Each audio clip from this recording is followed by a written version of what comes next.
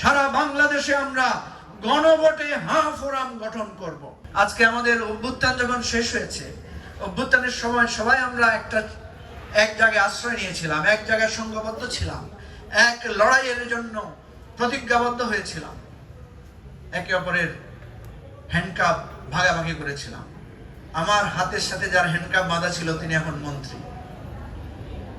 আমরা ভাগাভাগি করে এক টেবিলে কিছুক্ষণ পর পর জেলখানার কোর্টের হাজতে যারা বসেছিলাম, উঠে বস করেছিলাম, তাদের অনেকেই আজকে সরকারে আছেন। আমরা এক একজন এক এক দিকে ছড়িয়ে পড়েছি, এক একজন এক এক কাজে ব্যস্ত হয়ে পড়েছি। সেই চিরচেনা মানুষটাকে অনেক অনেক অচেনা মনে হচ্ছে।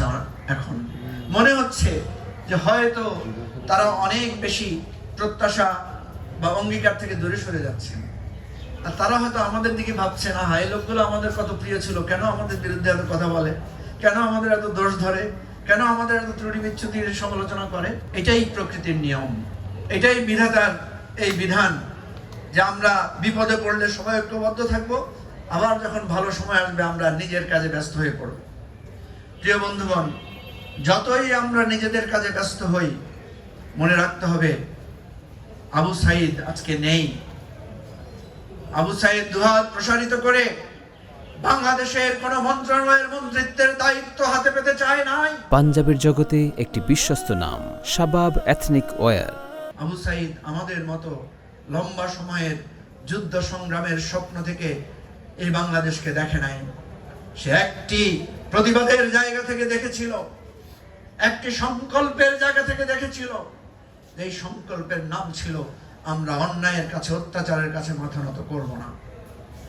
সুতরাং আজকে আমাদের যে গণভোট, যে গণভোটে প্রায় 70% মানুষ ভোট দিয়েছে, 70% মানুষ হ্যাঁ পক্ষে ভোট দিয়েছে, সেই 70% মানুষকে আমাদেরকে আবার একতাবদ্ধ করতে হবে, ঐক্যবদ্ধ করতে হবে।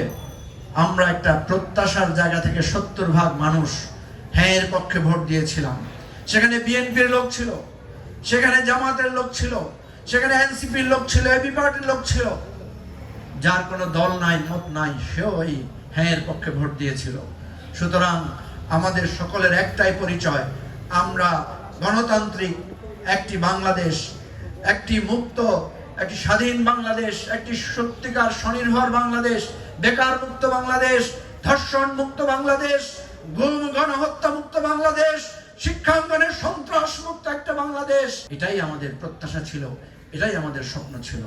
সুতরাং আমি বলবো, যেই স্বপ্ন পূরণ হয়েছে সেই স্বপ্ন পূরণের জায়গাটাকে ধারণ করব, যেই স্বপ্ন অধরা রয়েছে সেই স্বপ্নের জন্য আবার সবাই সংকল্পবদ্ধ হয়ে সংঘবদ্ধভাবে আমরা সংগ্রাম করব।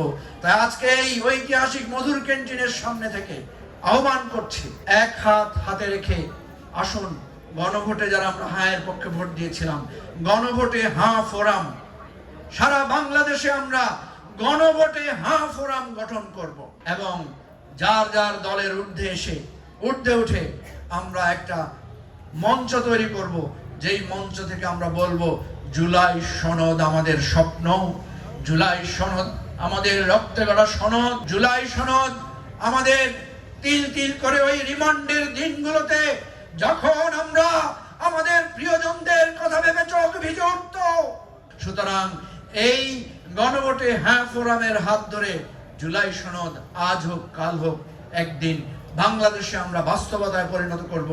আমাদের বন্ধুরা যারা আজকে ক্ষমতার মসনদে বসে সত্যকে ভুলে যাচ্ছেন, দুঃখকে ভুলে যাচ্ছেন, বেদনার স্মৃতি ভুলে যাচ্ছেন, তাদেরকে আমরা সেই ভুল থেকে শুধরে সামনের দিকে আনবো।